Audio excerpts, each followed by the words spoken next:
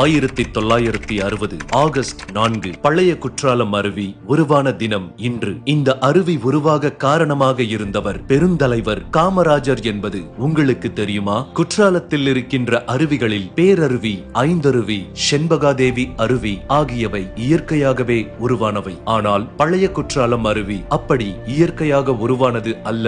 1960க்கு முன்பு இந்த அருவி குளிப்பதற்கு ஏற்றதாக இல்லாமல் சுமார் 200 அடி உயரத்திலிருந்து செங்குத்தாக ஆக்ரோஷமாக விழுந்து கொண்டிருந்தது. அப்போதைய முதலமைச்சராக இருந்த பெருந்தலைவர் காமராஜர் அவர்கள் ஒரு முறை பழைய குற்றால அருவியை பார்க்க வந்திருந்தார். இந்த அருவியை மக்கள் பயன்படுத்தும்படி செய்ய முடியாதா என அருகிலிருந்த பொறியாளர்களிடம் கேட்டார். பின்பு அவரே தண்ணீர் விழாத காலத்தில் மலையை படிக்கட்டுகள் போன்று செதுக்கி விடுங்கள், இதனால் தண்ணீர் செங்குத்தாக விழாமல் ஒவ்வொரு தடுப்பிலும் விழுந்து வேகம் குறைந்து கடைசியில் மக்கள் தலையில் விழும்போது பூவாளி தண்ணீர் போல விழும் என்றார். அவர் சொன்னது போலவே மலையை செதுக்கி முடித்த பின்பு மக்கள் குளிக்கும் வகையில் அழகான நீர்வீழ்ச்சியாக உருமாறியது பழைய குற்றாலம் அருவி. 1960 ஆகஸ்ட் 4 அப்போதைய முதலமைச்சர் பெருந்தலைவர் காமராஜர் அவர்களால் பழைய குற்றால அருவி திறந்து வைக்கப்பட்டது. இதற்கான கல்வெட்டு பழைய குற்றாலத்தில் இருக்கிறது.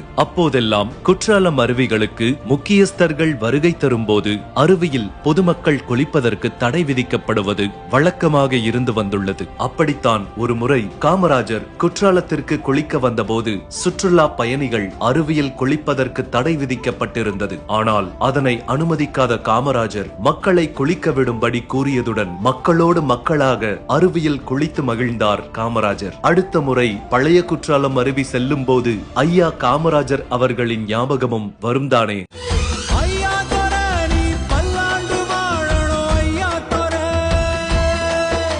தென்காசி லைஃபுக்காக ஜஸ்டின் துரை.